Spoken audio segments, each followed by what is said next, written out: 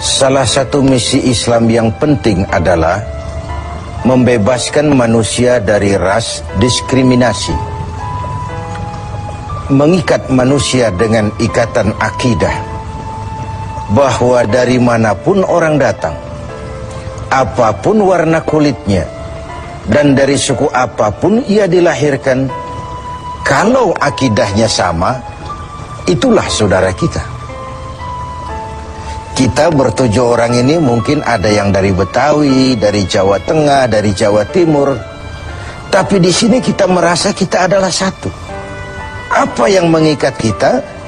Akidah.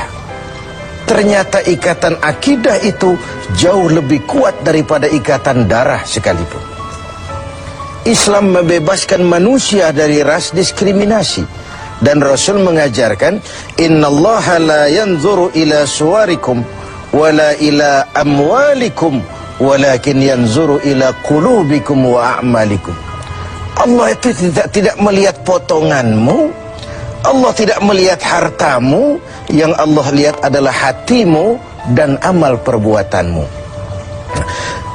Kemudian satu-satunya yang menyebabkan manusia lebih tinggi dari yang lain adalah ketakwaannya kepada Allah. Sehingga dalam Al-Quran dijelaskan, inna akramakum indallahi atqakum, yang paling mulia di antara kamu dalam pandangan Allah adalah yang paling bertakwa kepadanya. Nah, kita tahu binatang saja harganya nggak sama kan. Sapi itu yang paling mahal, yang badannya paling gemuk, karena harga sapi pada dagingnya. Tapi ada perkutut lebih mahal dari sapi, padahal perkutut dagingnya sedikit, benar. Kenapa bisa terjadi? Karena harga perkutut tidak pada dagingnya, tapi pada suaranya. Lalu di mana harga manusia? Yang paling gemuk boleh saingan sama sapi. Pada suaranya tentu tidak. Allah maha benar, inna akramakum indallah atqakum, yang paling mulia di antara kamu dalam pandangan Allah adalah yang paling bertakwa kepadanya. Nah, tujuan disyariatkannya pelaksanaan ibadah puasa, tujuan kita semua diperintahkan melaksanakan ibadah puasa, pada penghujung ayat 183 Al-Baqarah jelas, la'allakum tattaqun, agar dengan puasa yang kamu kerjakan itu, kamu menjadi orang yang bertakwa kepada Allah Subhanahu wa ta'ala. Jadi puasa yang benar harus mengantarkan pelaksananya mencapai maqam, mencapai tingkatan yang disebut ketakwaan itu tadi. Nah, ini pantai yang mau kita tuju dalam melaksanakan ibadah puasa. Jadi puasa berhasil apabila ia mengantar pelaksananya menjadi orang yang semakin bertakwa kepada Allah Subhanahu wa ta'ala. Dengan kata lain, sebenarnya Ramadan ini 1 bulan untuk menghadapi 11 bulan sesudahnya. 1 bulan untuk menghadapi 11 bulan sesudahnya. Di sanalah cerminan ketakwaan itu nanti akan nampak. Sebelum kita lanjutkan berbicara tentang takwa ini, barangkali di antara adik-adik kita yang hadir ada yang akan mengajukan pertanyaan di seputar ketakwaan ini. Dipersilakan. Ada? Ya, silakan.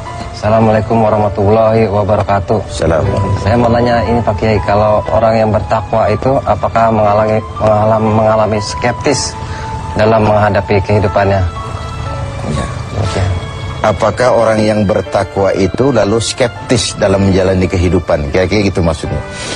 Iya. Saya ingin menyatakan bahwa lebih dahulu bahwa sekarang ini banyak orang menggunakan kalimat agama untuk maksud yang tidak sama dengan maksud agama. Lalu terjadi pergeseran nilai. Misalnya yang secara umum kita sudah salah kaprah. Orang meninggal biasanya dikatakan telah berpulang ke rahmatullah. Rahmatullah itu kan artinya rahmatnya Allah, kasih sayang Allah, dan itu artinya sorga. Nah, kira-kira kalau koruptor mati, apa iya pulang ke rahmatullah itu? Kita kan sudah menggunakan kamuflase, kalimat yang tidak sama dengan maksudnya itu. Demikian juga kalimat takwa ini.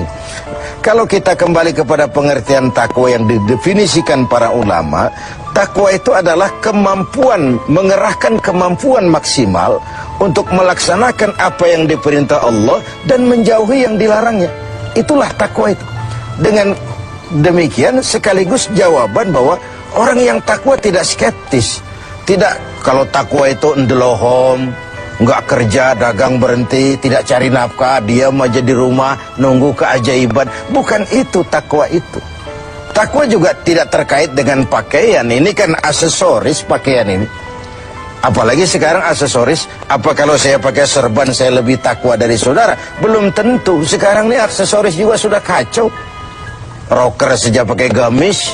Ini kan sudah kerancuan aksesoris. Jadi sama sekali itu tidak terkait. Dengan demikian orang yang takwa bukan orang yang skeptis. Dia malah harus orang yang optimis menghadapi kehidupan. Karena sesungguhnya yang namanya takwa, kemampuan melaksanakan yang diperintah, kemampuan menjauhi yang dilarang olehnya. Nah, ini sebuah gambaran bahwa disitulah harga manusia itu, pada kemampuannya menjadi pelaksana yang diperintah Allah dan meninggalkan apa yang dilarangnya.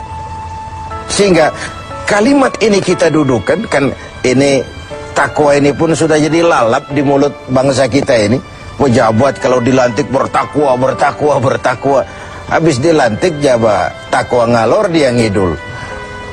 Nggak sinkron, nggak ketemu ujung-ujungnya itu. Nah, baik, saya kembali. Jadi jawabannya, orang yang bertakwa bukan orang yang skeptis, tapi orang yang malah rajin berusaha, giat bekerja karena dia tahu takwa itu kemampuan melaksanakan yang diperintah, kemampuan menjauhi yang dilarang. Nah, ini sudah cerminan dari usaha manusia. Yang diperintah Allah itu bukan cuma sholat, zakat, puasa, dan haji. Mencari nafkah, menghidupi anak istri, itu perintah Allah. Nggak pantas orang takwa lalu skeptis, nunggu keajaiban. Itu kan ciri zaman susah. Biasanya kalau zaman lagi susah itu dukunnya laris. Dongeng tentang harta karun merebak di mana-mana. Udah susah orang diajak ngelamun aja. Lalu cerita tentang melipat gandakan uang muncul di mana-mana. Nabi palsu gentayangan, aliran-aliran aneh muncul di mana-mana. Itu biasanya kalau zaman sedang susah, yang kayak begitu tuh jadi fenomena dalam kehidupan. Nah, ketakwaan menjadi benteng bagi kita, mengarungi hidup ini sebagaimana seharusnya. Kita manusia terikat oleh hukum kausal, hukum sebab akibat. Kalau begini, yang begitu. Kalau haus, ya mesti minum. Kalau sakit, ya mesti ke dokter. Itu orang yang takwa. Bukan, sudahlah penyakit datang dari Allah, serahin kepada Allah, nanti sembuh sendiri. Enggak. Bahwa nanti sembuh sendiri Allah menghendaki itu soal lain. Tapi sebagai manusia yang bertakwa, kita tetap harus wajib berusaha. Tidak boleh ndelohom, nggelenggem ayam-ayam menunggu keajaiban. Tidak. Nah, ini pola dasarnya. Nah, baik, sekarang saya kembali kepada takwa itu sendiri. Sudah saya jelaskan bahwa takwa melaksanakan yang diperintah, menjauhi semua yang dilarang. Nah, bagaimana puasa ini membentuk pribadi yang bertakwa? Kita pinjam huruf-huruf takwa itu ya. Ta, qaf, waw, dan ya. Huruf ta, kata Imam Qushairi, simbol daripada sifat tawadu. Orang yang bertakwa adalah orang yang rendah hati. Dia berusaha, ya. Dia bekerja maksimal, memang. Tapi dia sadar bahwa semampu yang dia lakukan adalah berusaha dan berusaha. Kepastian itu haknya Allah. Nah, ini bedanya kita dengan yang lain. Kepastian itu hak Allah. Yang kerja saja belum tentu dapat, apalagi yang nggak kerja. Kira-kira logikanya begitu. Sama dengan kalau orang bilang, lo sholat juga belum tentu masuk surga. Ada suka orang usil, iya, yang sholat saja belum tentu masuk surga, apalagi yang nggak sholat. Kan begitu logikanya. Orang yang bertakwa itu dia terpacu. Nah, timbul sifat tawadu, rendah hati, dibentuk oleh pelaksanaan ibadah puasa ini. Kenapa? Puasa ini kan, ya Allah, baru sehari nggak terkena makan, nggak terkena minum, sudah begini lemah rasanya diri. Lalu apa yang mau disombongkan di hadapan Allah? Nah, timbul sikap rendah hati. Ini mentalitas takwa. Dia bekerja, dia berusaha, dia gunakan teknologi canggih, dia pakai manajemen yang paling modern, dia pakai tenaga yang profesional, tapi di balik itu dia sadar betul, kepastian cuma hak Allah. Maka usahanya selalu diiringi dengan doa. Agar keberhasilan tidak membuat dia lupa diri, kegagalan tidak membuat dia putus asa. Inilah nikmatnya takwa itu. Keberhasilan tidak membuat lupa diri, dan kegagalan tidak menjadikan dia putus asa. Lalu selalu melihat hikmah di balik apapun yang dia hadapi itu. Rendah hati. Makanya di hadis qudsi dikatakan, aku cinta orang yang rendah hati, aku lebih cinta kepada orang kaya yang rendah hati. Aku benci orang miskin, tapi aku lebih benci orang miskin yang sombong. Aku benci orang sombong, aku lebih benci orang miskin yang sombong. Jadi kalau ada orang kaya rendah hati, wajar saja. Orang kaya nggak sombong kan pantas. Orang miskin nggak sombong, pantas saja. Emang nggak ada yang mau disombongin. Tapi kalau orang kaya segalanya punya, dia rendah hati, itu yang Allah lebih cinta. Nah, takwa menanamkan itu, sikap rendah hati. Lalu huruf yang kedua, huruf Qaf, simbol dari sifat qanaah. Ini sifat orang takwa, merasa cukup dengan apa yang diberikan Allah. Tengoklah, puasa ini kan mendidik. Saat menjelang buka, kayaknya semua isi meja mau kita pindahin ke perut kita. Kalau boleh jangan orang lain, jangan kebagian. Padahal apa sih daya tampung perut kita itu? Seteguk air, sepiring nasi, sepotong kue, kenyang sudah. Ini menyelamatkan manusia dari sifat tamak, rakus, serakah. Kan ini yang menyebabkan terhalangnya pemerataan dalam upaya pembangunan di negara kita ini. Sehingga gunung ditimbun, sumur digali. Yang kaya makin hebat, yang miskin makin terpuruk. Akibat pola keserakahan itu tadi.